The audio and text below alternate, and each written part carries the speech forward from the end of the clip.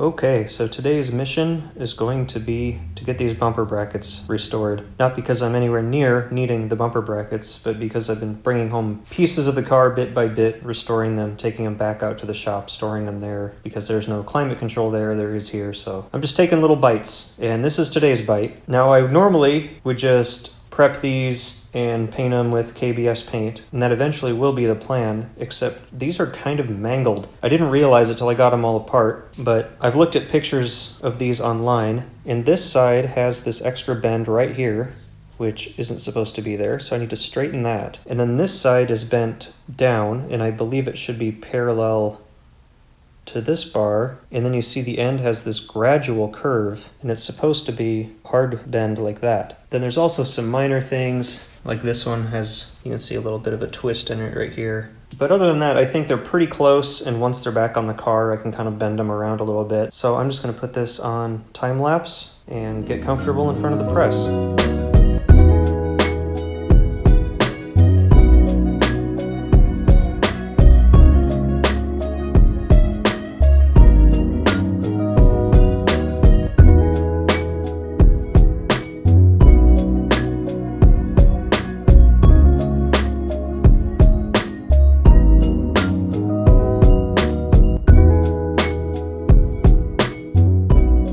Well, I'm 1 for 3. Apparently this metal doesn't like to be worked.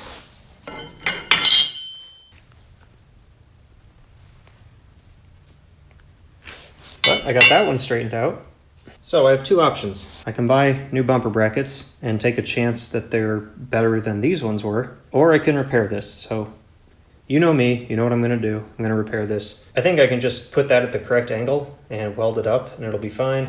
This end, I don't know. I was having trouble getting this to bend. I put a relief cut in here on each side, hoping that would help encourage it to bend here, because it wanted to bend here because it's thinner, or here because there's a hole. To bend it on the thick part was tricky and it didn't go well. So what I imagine I'll do is just make this little part new out of a piece of plate steel, chop it off, weld it on at the right angle, and be done with it. But that won't be today, because this is not where my welder lives. Guess I got some more work for another day.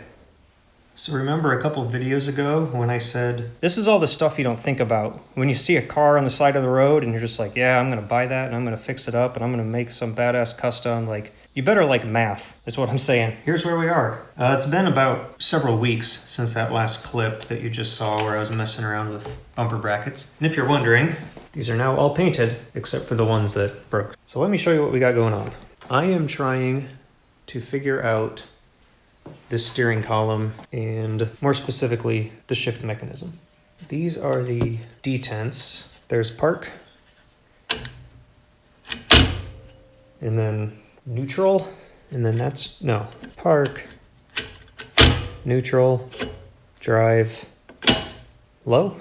I think that's how it goes. But anyway, this transmission that's for, the old Power Glide, is not going back in. This is the 204R. This is the old indicator, and there's a guy selling these with the proper shift pattern for the 204R. So I just picked one up, but I decided to sit down and start to do some of the math because I knew the indents or detents weren't going to line up. It would be impossible for them because we have several more gears. So here you kind of get an idea what I'm talking about. You can see the original range was from there to there. This new one is wider, but it still has these dots between park and the first gear. So from a design aspect, I totally understand what he's going for here. He had to add 2 more locations, so he just spread this out as far as he could, maintained the dots so that it looked kind of right.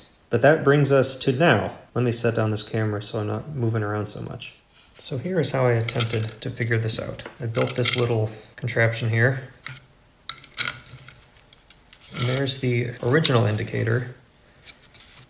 So then I drew the locations where each of them would go on an arc. And I took the new one, did the same thing, and that's what this outer ring is. And you can see it goes wider.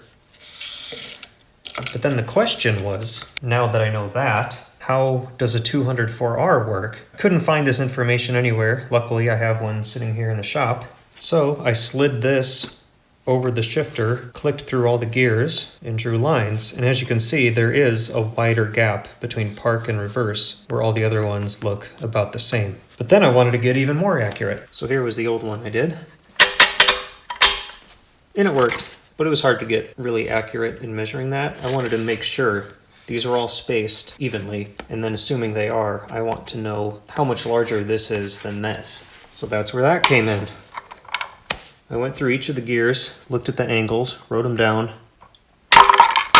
As you can see, it was a pain, but I managed to do it. And what I figured out is we have basically 10 degrees, 10 degrees, 10 degrees, all the way down, and then about 22 from park to reverse. So now that I know that whatever this spacing is, and these are the same, I've measured these, whatever this spacing is, park is going to end up 2.2 times that distance. So I calculated that, and when I am in park, I'm basically going to be hovering nowhere near park. So that kind of bugs me. Most people, it probably wouldn't bug them, but we all know how I roll. Luckily, I have a CNC machine I built. So I'm going to start designing a new one of these that has the spacing better. And also, it was a small nitpick, most people wouldn't notice, but this one is etched on top. This one is etched from the back. The font isn't right at all, but I can solve that. I can make a new one. So I'm not going to do that today because I still have to design it. But I just wanted to bring you guys here to show you why you need to pay attention in math class. So the other problem here, the current spread, this is all the way locked to one side, and then, well, you get the idea. But from lock to lock, it doesn't go far enough anymore, because I'm pretty sure mine is going to have to be spaced out farther also, just from a simple calculation of how many extra numbers you want to fit on there.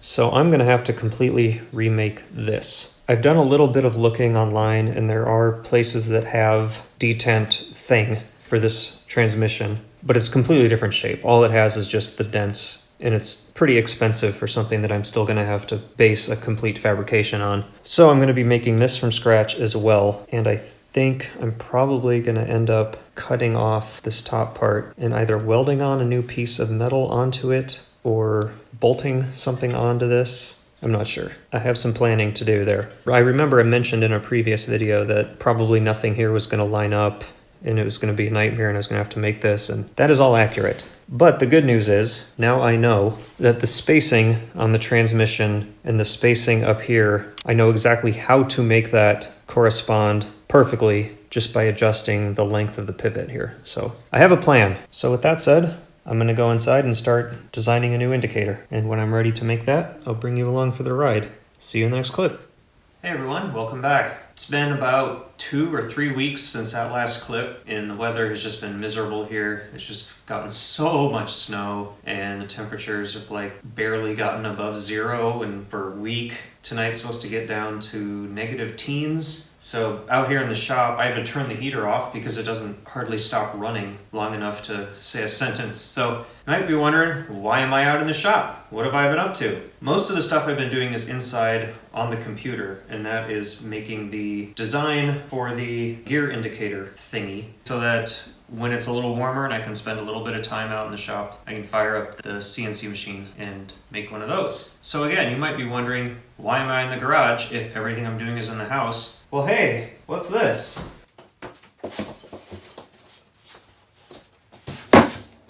Unboxing time. So you might remember in a previous video I said that I was going to order axles, and I did it. And here they are. And as I said, shipped to my door, everything was just under $500, which for the peace of mind that comes with not having these like rigged up, welded, homemade axles, it's totally worth it. Even though I haven't spent $500 total on this car in like 10 years probably. So this was a big splurge, but it needed to be done.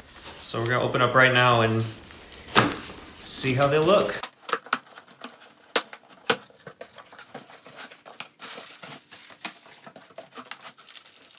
Hardware.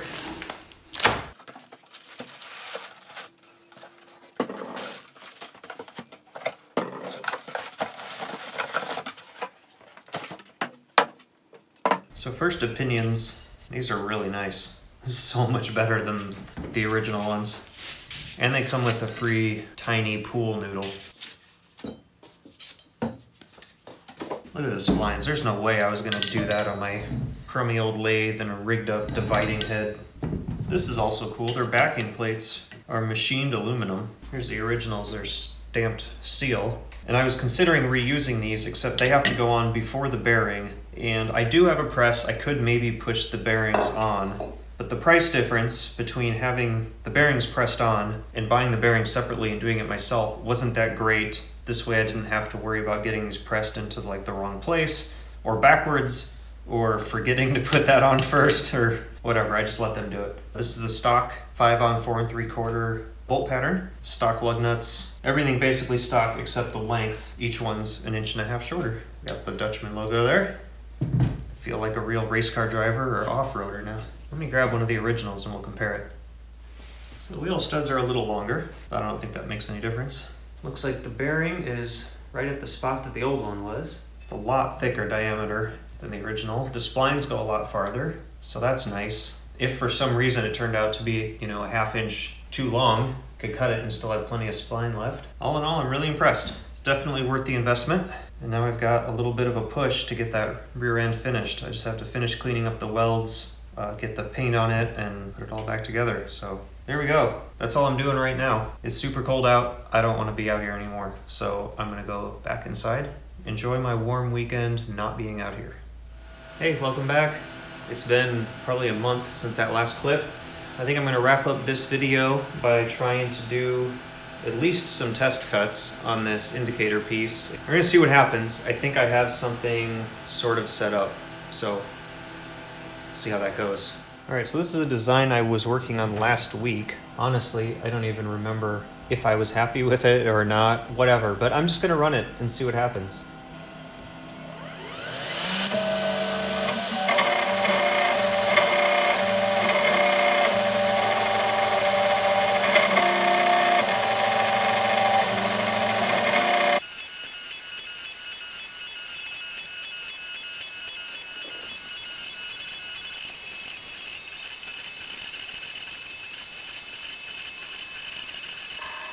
Well, this is clearly an optimization nightmare, so I'm just gonna bring you back when it's done. Well, that looks pretty awful.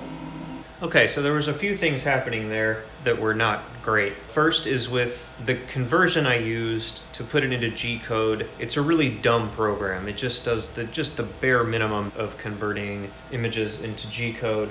And for whatever reason, it thinks it has to go over the same letter like 1,000 times. So that took like 10 minutes to do what should have taken about 30 seconds. So that clearly needs to be optimized, not just for speed, because I don't really care how long it takes me to make one part. I'm not trying to crank out as many of these in a day as I can for profit, but the more you go over something, you're gonna just create more heat. You're gonna like cause the bit to start to get plastic kind of built up on it. And the more you run over something, kind of the wider the letters are gonna get, whether you like it or not, and you're gonna lose some of that crispness. So I clearly need to spend some more time in front of a computer optimizing that a little bit better. I'm gonna try to cut the style lines, which are just what I'm calling those arcs that go at the bottom, and we're gonna see how that goes. That I did spend some time optimizing because originally it wanted to go over each one. Well, what it did is it looked at the line, and instead of converting that to that line as the path I wanna follow, it decided I wanted to cut out that line, which would mean cutting both sides of the line. And then instead of starting at one end and going over and back, it wanted to start in the middle, go over, move down, come back, move up, and move back. So then it was going to be picking up and setting down right in the middle, which is not going to be great just for fluidity, I guess. If you're picking up in the middle of a cut, you're more likely to see that. So I went in there and removed a bunch of those paths. But then another dumb thing it did is it was starting some of them at the top and then moving down. And then like halfway through the line, it decided to starting at the bottom and move up. So then once I removed all the half cuts, I got a solid row of full cuts, half of which were down, 1,000th or something from the other ones. So I'm not sure if it's gonna look in real life like there's an extra wide gap between two of the lines, or if it just looks that way when I have it open on my screen. So That's what we're about to find out. I have spent a little time digging through my stock to see if I have any plexiglass the proper thickness. Like I said, this is 1/4 inch. I need 3/16, and I can order that, you know, and it's like, doesn't really cost anything, but if I have it, I'd rather use what I have. So I dug around, and I have this, which is like 3/8, so it's way too thick. And then I found this, which is 0.100, so that's not gonna do it. And I found this, but I think that might be too thick. So I'm gonna have to make an order from my favorite place, McMaster, in order to finish this up. But we'll zoom you in. I'll open the file for the arcs, or the style lines as I'm calling them, and we'll let you watch that run, and that should be 30 seconds. I don't know why my editing software didn't find this. I just forgot a semicolon. I put these lines of dashes just so when I'm looking for things I can separate them out. Each section represents another cut. And before one of those series of lines I just forgot a semicolon, which tells the machine to ignore. So then the program gets there, it sees the lines of dashes, and it's like, I don't know what that means. So I have to tell it to ignore it because it's not for the machine, it's for me. There it is. That one lonely semicolon screwed me up. Okay, now it's happy. Okay, let's see what damage I can do.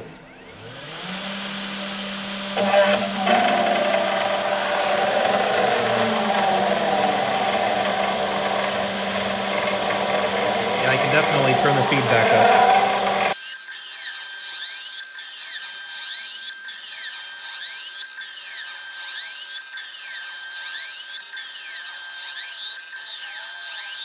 You can see right there was where it shifted from being on one side of the line to the other side of the line. So that's where I was worried I might see a difference once it starts going left to right, right to left. But they're basically on top of each other, so I don't know if I'm going to be happy with it anyway.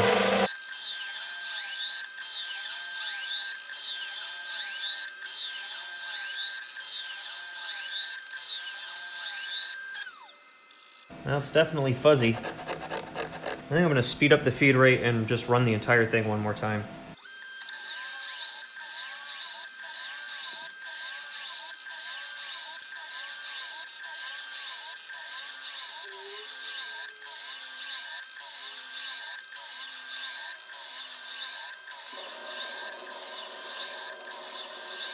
So you can clearly see the line where it went from cutting on the bottom edge of the line to the top edge of the line. I need to work on that.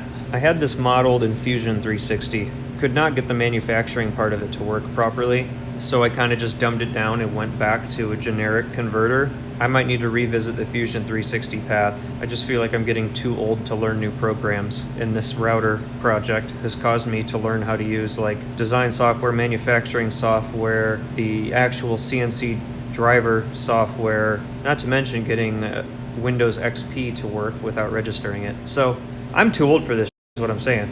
So back to the drawing board.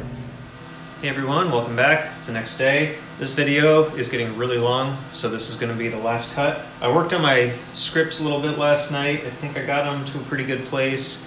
I'm going to run it, see how it happens. I still have the wrong thickness plexiglass here. Obviously I didn't order them and receive them in the last 12 hours. But if it works, then I'm just going to order that and run it off camera because you'll see how it goes. But if it doesn't, it's going to be back to the drawing board again. But either way, this is going to be how I end this video. We're going to go to a time-lapse cut out of this entire program. Fingers crossed.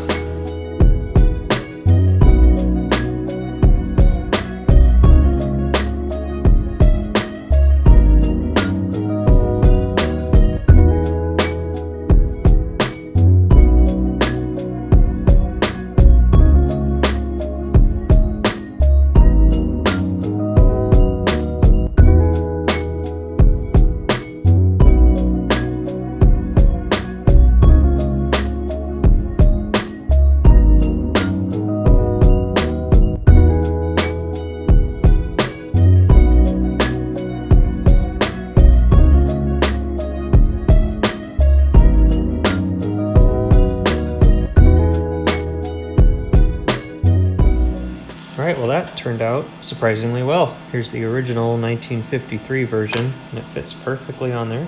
Now, of course, this plexiglass is a 1/16 of an inch thicker than the final stuff, so I'm gonna have a 1/16 of an inch uncut depth here. But I'm gonna pop this out and cut that last little bit, clean it up a little by hand, and bring you back and show you how it looks. Okay, here you have it. Ignore these weird little lines through here. That was just from clamping it to file the edges off in my vise that has some weird lines in it. Well, here we got the original compared to the one I just made. And with mine, I will fill in the letters with a little bit of white paint. If you want to see the size comparison. And my holes line up.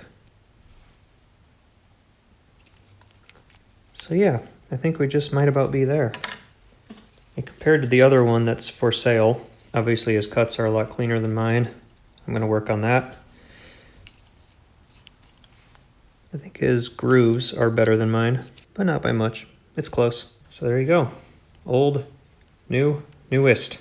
I just got to order the correct piece of plastic, cut that out, and I'll be good to go. In the meantime, I still have my axle shafts. Obviously, I didn't lose them. Got the kit of all the bearings and seals and shims and everything I need to put the rear end back together. I think all I'm missing for that is just a little bit of final cleaning up of the welds and paint. And I think that's going to be ready to go back together. So the next video, more stuff's going to happen. It's looking a little bit like spring out there, so I might be able to actually get out to the real car and do some more work. So thanks for being patient over the last 6 months that it took me to put together an entire video's worth of content. Yeah, I guess we'll see you hopefully sooner rather than later. Thanks for watching.